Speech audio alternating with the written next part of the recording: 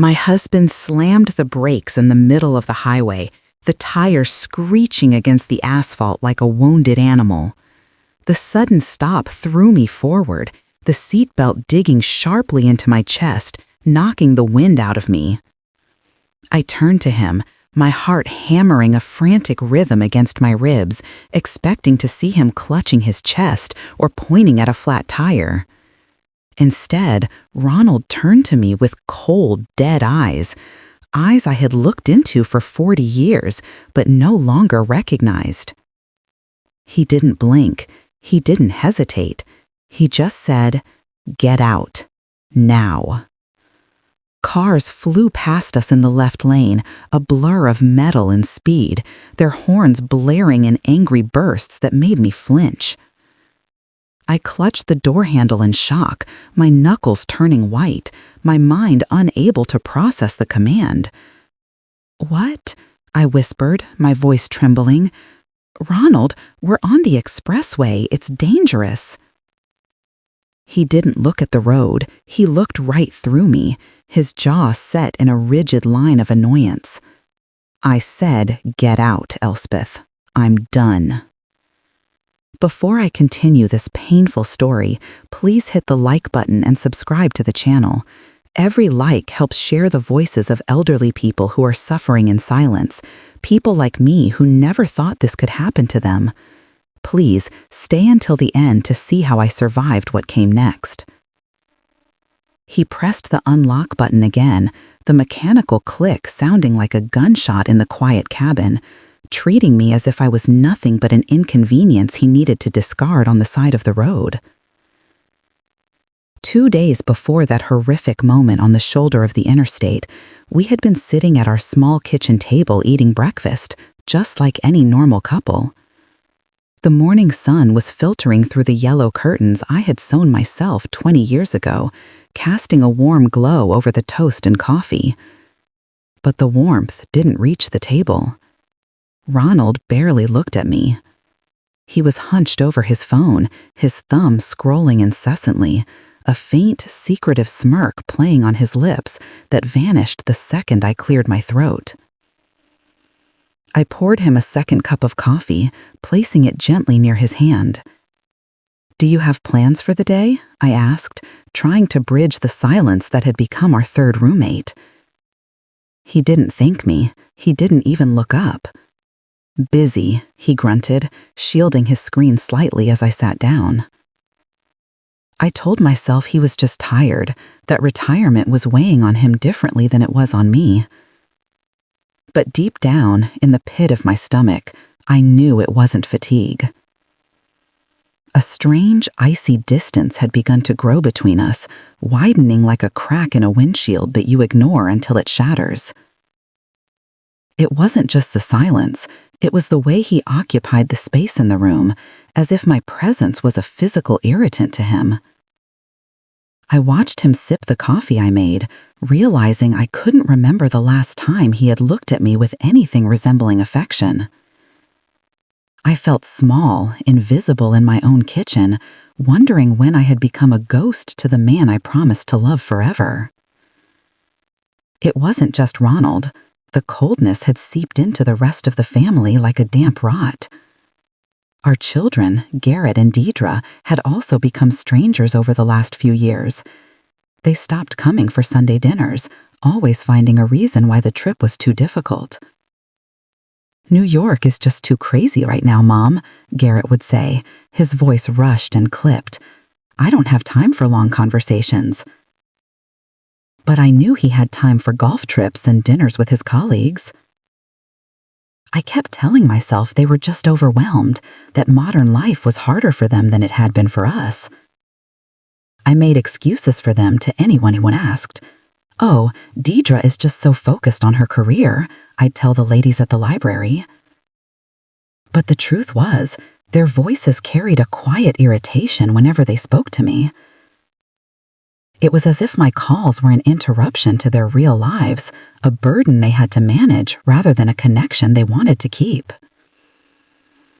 I remember calling Deidre just to tell her about a beautiful cardinal I saw in the snow.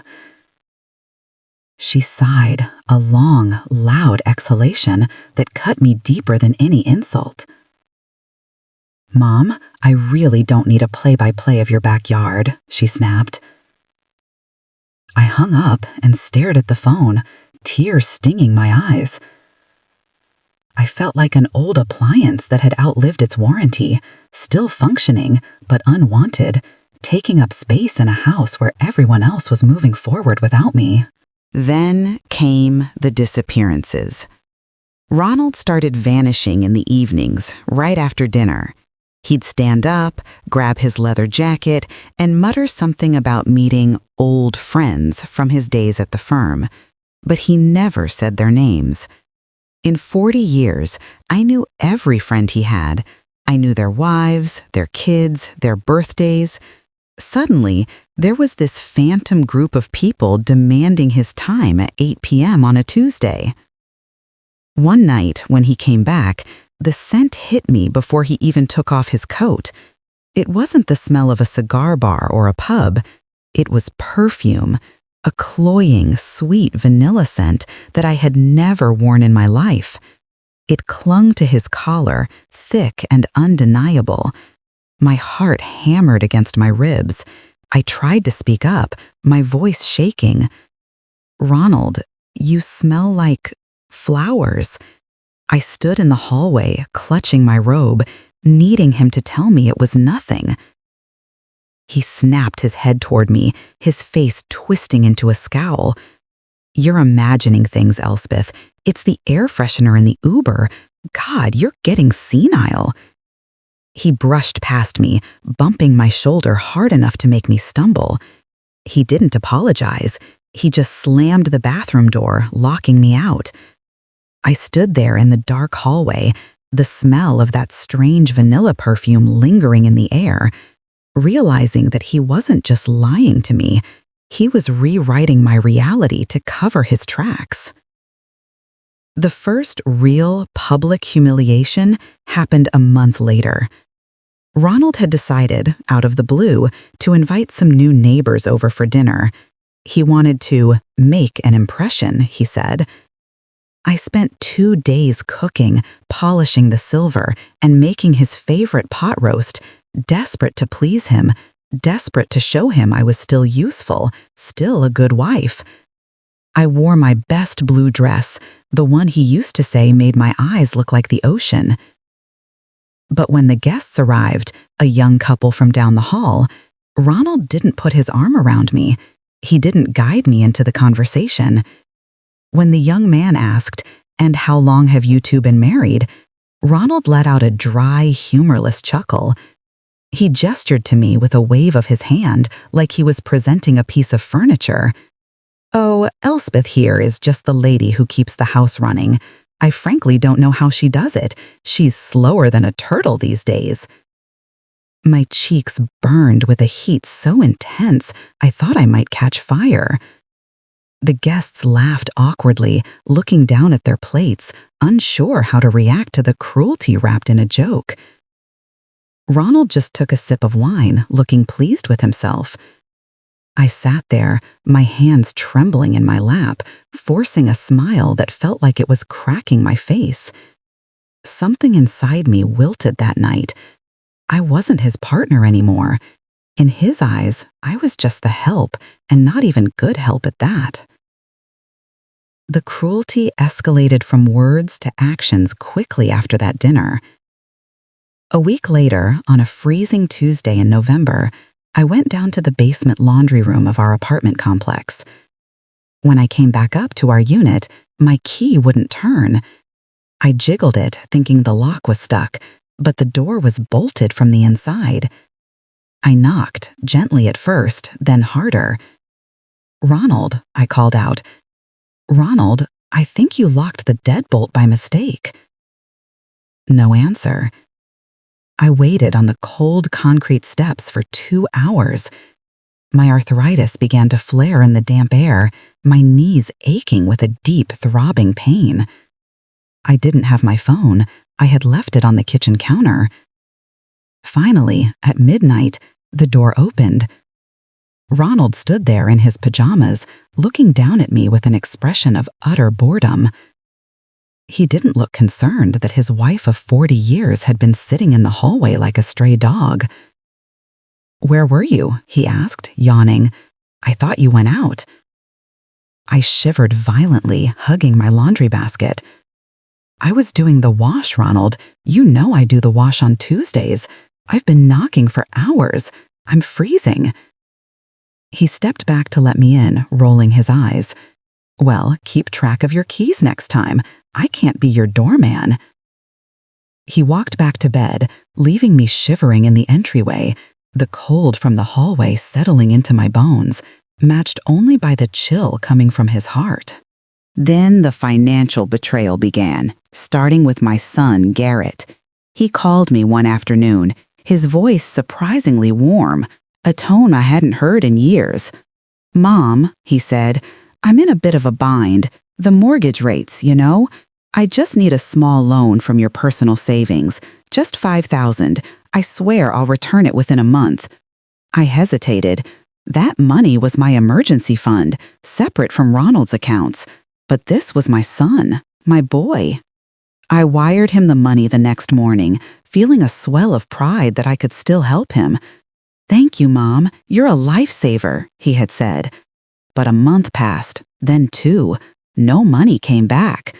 When I called to ask about it gently, he didn't pick up.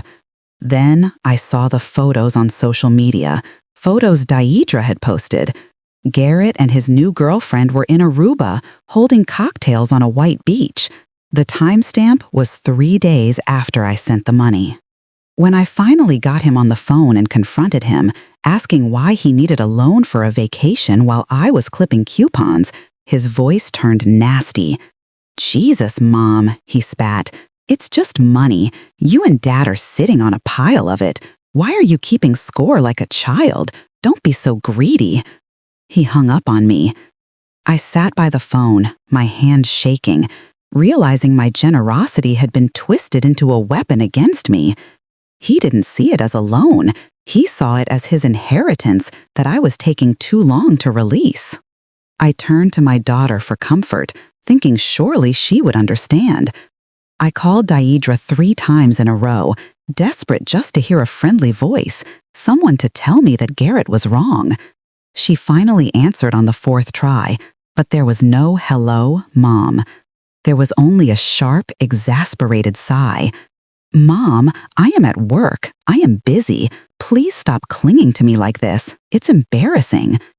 My heart sank into my stomach. Clinging? I called her maybe once a week. I never asked for anything. I baked cookies for her kids that she never picked up. I wanted to talk, Deidre," I stammered, feeling tears prick my eyes. "I'm feeling a little lonely." Silence stretched on the line, cold and judging. "Buy a dog, Mom," she said, her voice sounding like she was talking to a stranger selling insurance. "I can't be your therapist. You need to get a life and stop obsessing over us." The line went dead. I held the receiver against my chest, rocking back and forth in the kitchen chair. Her voice had been so firm, so devoid of love. It wasn't just annoyance, it was contempt. She looked down on me for needing her. I realized then that in raising them to be independent, I had somehow raised them to be heartless.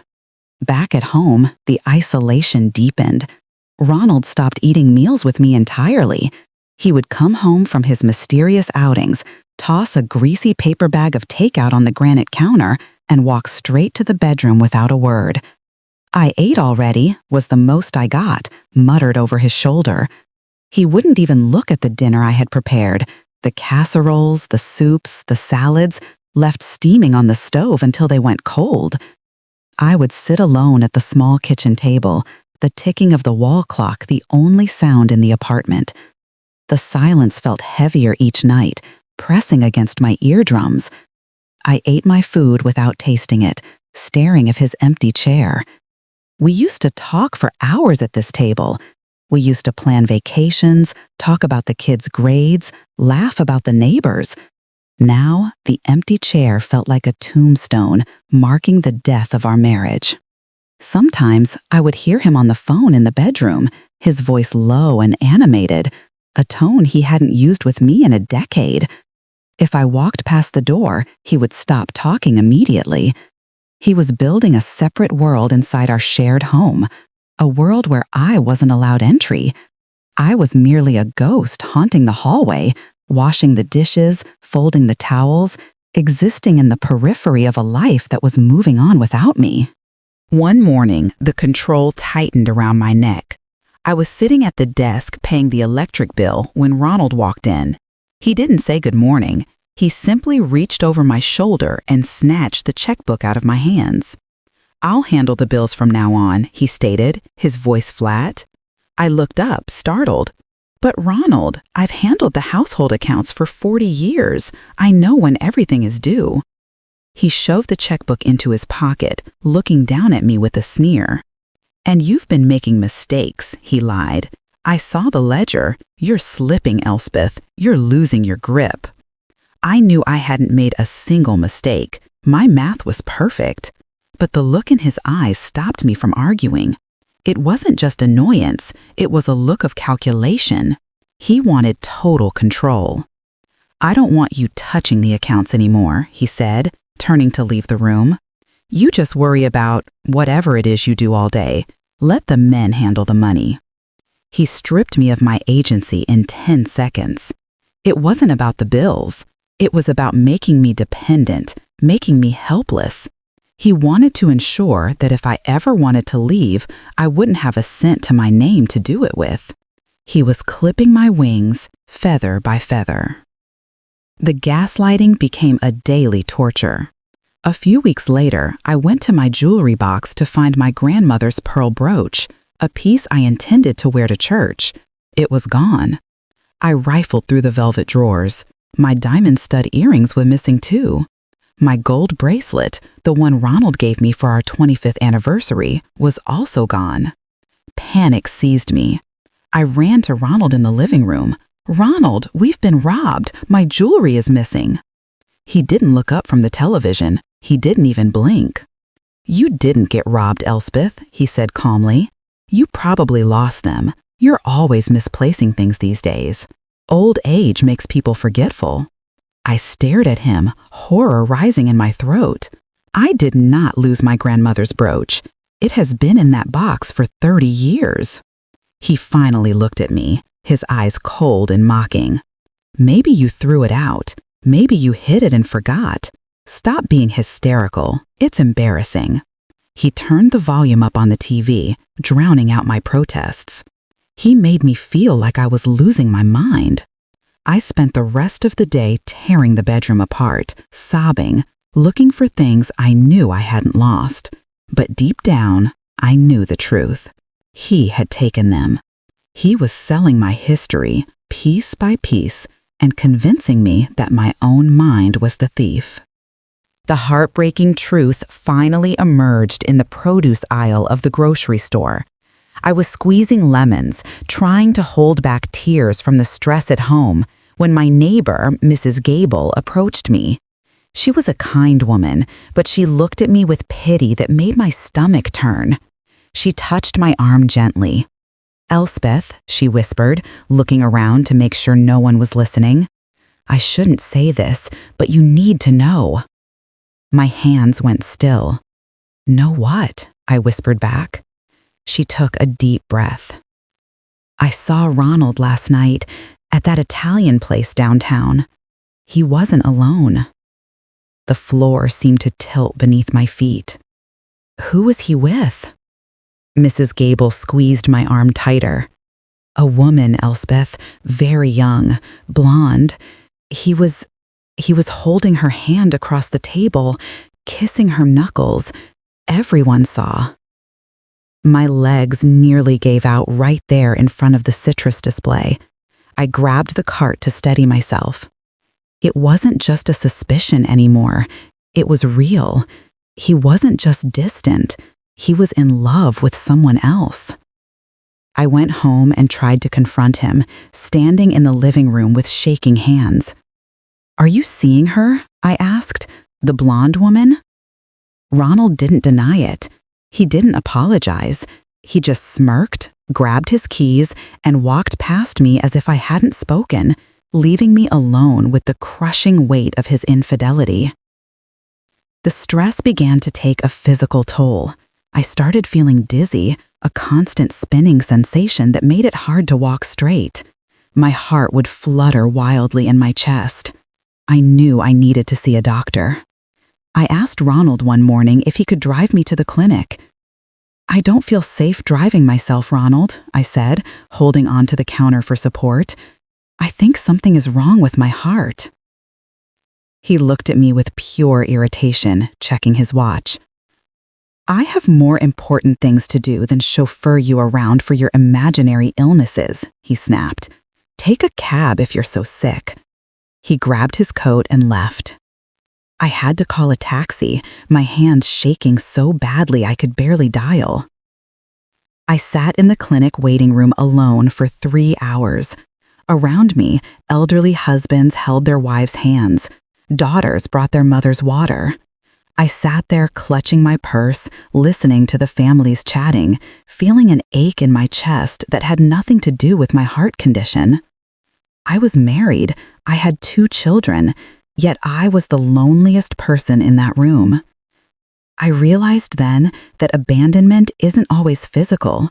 Sometimes it's sitting in a crowded room knowing no one is coming for you. Later that week, my body finally gave up. I was dusting the living room when the black spots started dancing in my vision. The room tilted and I crumbled to the carpet, hitting my shoulder hard against the coffee table. I lay there, unable to move, calling out for help. My phone was out of reach.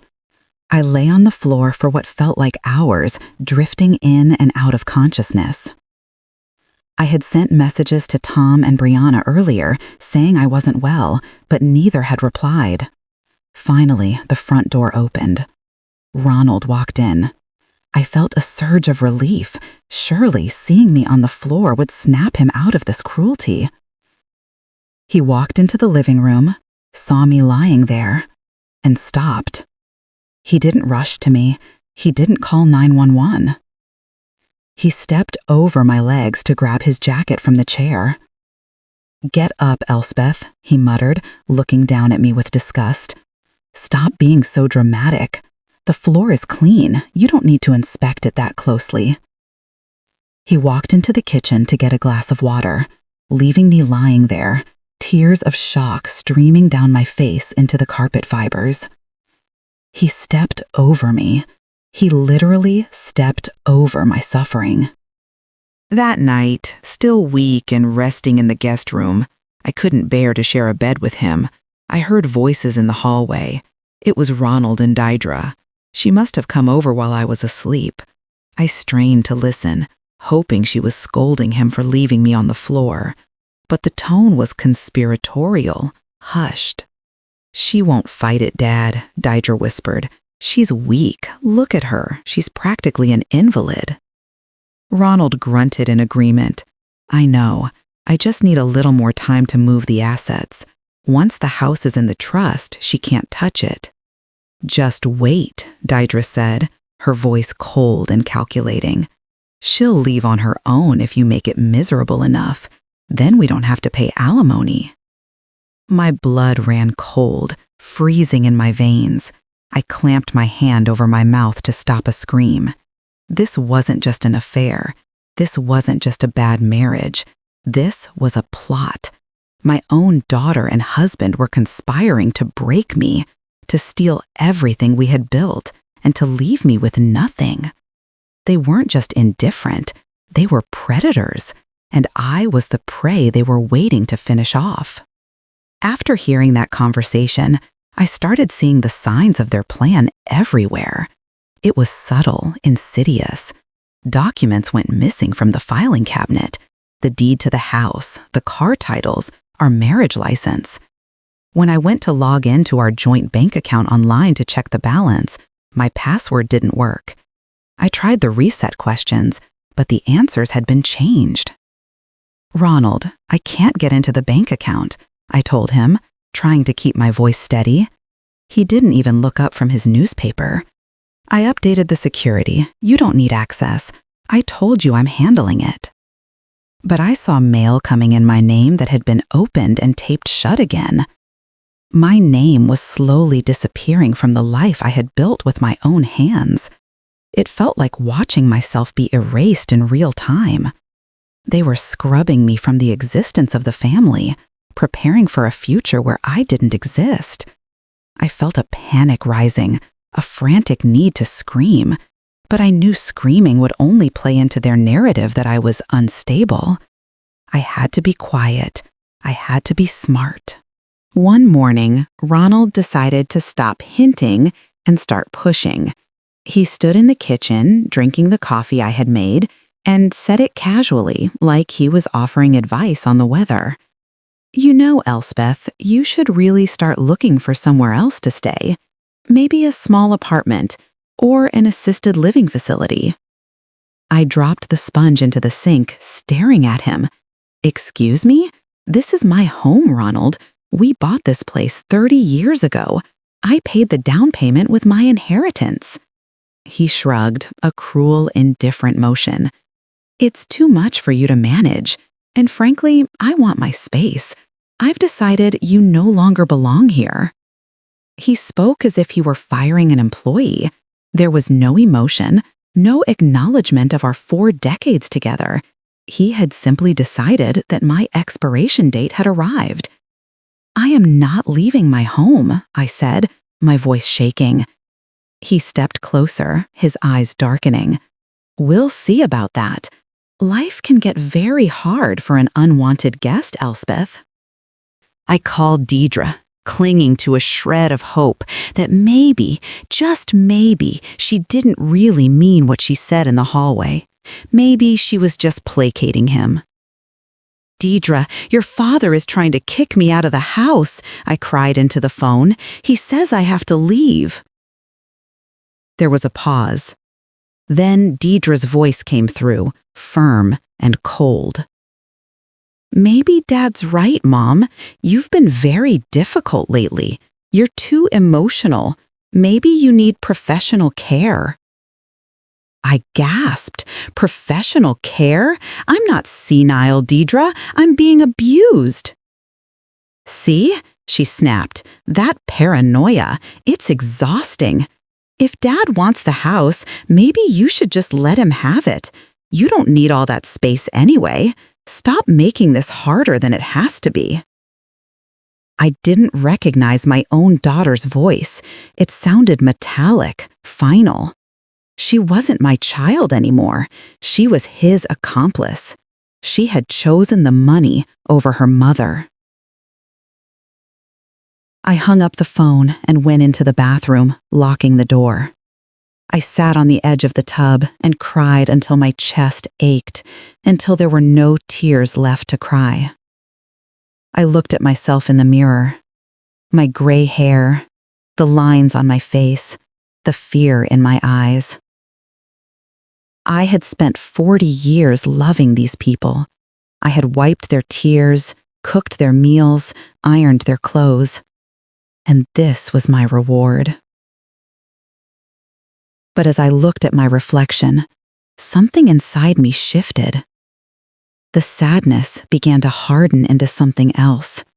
Not anger. Anger burns out. This was clarity. Cold, sharp clarity. I finally saw them for what they were. They weren't my family. They were strangers who saw me as disposable. They saw me as an obstacle to their inheritance and their freedom. The realization hurt like a blade twisting in my gut, but it also cut the cords that bound me to them. I stopped hoping they would change. I stopped hoping they would love me again. You cannot make people love you, but you can stop letting them destroy you. I wiped my face. I stood up. I was done crying.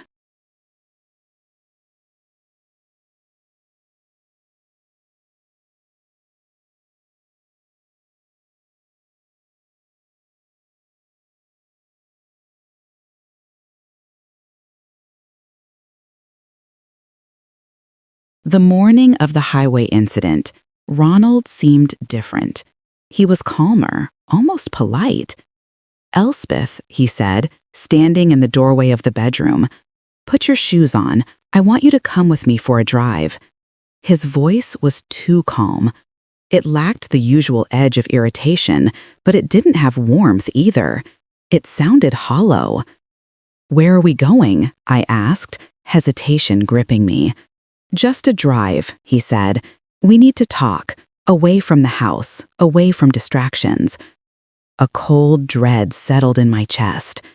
Every instinct screamed at me not to go, but a tiny, foolish part of me hoped that maybe this was it. Maybe he was going to confess, to apologize, to end the madness. I grabbed my purse, the one with the documents hidden in the lining, and followed him. I walked to the car with heavy legs, feeling like a prisoner being led to a transfer. I got into the passenger seat, buckling the belt, looking at the side of his face. He didn't look at me. He just started the engine and drove toward the highway, his hands tight on the wheel. Which brings us back to the side of the road. He drove for 20 minutes in silence, the tension thick enough to choke on. Then he pulled over onto the narrow shoulder of the expressway, cars screaming past us. He put the car in park. He turned to me with those dead eyes and delivered the order. "Get out, now." "Ronald, please," I begged, terror rising. "I can't walk here. It's miles to the nearest exit." He leaned over, opened my door, and shoved my shoulder. "I don't care, Elspeth. I am going to pick up Chantal. I'm bringing her to the house, and I don't want you there when we get back. Get out." He shoved me again, harder. I stumbled out onto the gravel, my purse clutched to my chest. The wind whipped my hair across my face. He slammed the passenger door shut, locked it, and drove away. I watched the taillights of the car we bought together fade into the traffic. That was the moment my heart broke completely. But it was also the moment I knew, with absolute certainty, that I could never rely on him again. I was alone on the highway, but I was alive. I stood there for 5 minutes, shaking, letting the reality wash over me.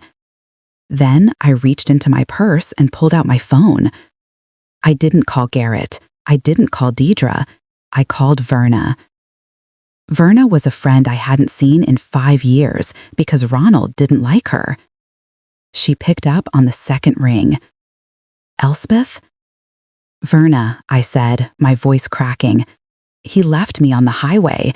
Can you come?" She didn't ask questions. She didn't ask why. She just said, "Tell me the mile marker. I'm on my way." When her beat-up sedan pulled up 20 minutes later, I collapsed into the passenger seat. She drove me to her small house, made me tea, and let me sit in silence. Sitting in her car, watching the trees pass by, I felt shattered. I was homeless. I was abandoned. But as we put distance between me and that highway, I felt something else. I felt light. The weight of walking on eggshells, of the insults, of the fear, it was gone. He had done his worst, and I was still standing. I stood there for 5 minutes, shaking, letting the reality wash over me. Then I reached into my purse and pulled out my phone. I didn't call Garrett. I didn't call Deidre. I called Verna. Verna was a friend I hadn't seen in 5 years because Ronald didn't like her. She picked up on the second ring. "Elspeth?" "Verna," I said, my voice cracking. "He left me on the highway. Can you come?" She didn't ask questions. She didn't ask why. She just said, "Tell me the mile marker. I'm on my way." When her beat-up sedan pulled up 20 minutes later, I collapsed into the passenger seat. She drove me to her small house, made me tea, and let me sit in silence. Sitting in her car, watching the trees pass by, I felt shattered. I was homeless. I was abandoned. But as we put distance between me and that highway, I felt something else. I felt light. The weight of walking on eggshells, of the insults, of the fear, it was gone. He had done his worst, and I was still standing. I stood there for 5 minutes, shaking, letting the reality wash over me.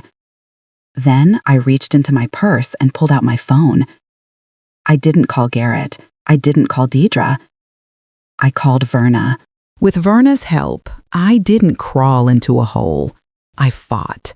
She drove me to a legal aid clinic the next morning. I met with a young lawyer named Miss Holloway. I showed her the documents I had hidden in my purse.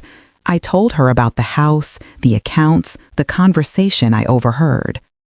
Miss Holloway listened, her face hardening. "Mrs. Vance," she said, "you have rights. He cannot evict you from a marital home. He cannot hide assets. Abandoning a dependent spouse on a highway is also something a judge will find very interesting." For the first time in years, someone spoke to me with respect. Someone told me I wasn't crazy, that I wasn't helpless.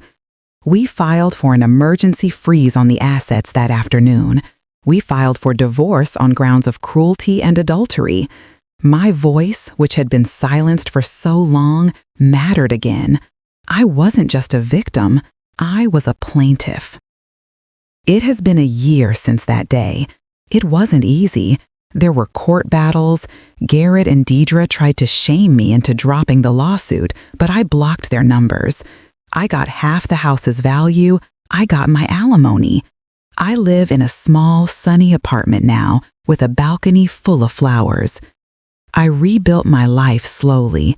Small steps, quiet victories, steady healing. I joined a book club. I volunteer at the hospital holding premature babies. I found myself again. Looking back now, I want to tell everyone watching, never ignore the warning signs. Never shrink yourself for someone who stops seeing your worth. Family isn't always blood. Sometimes it's the friend who picks you up on the highway.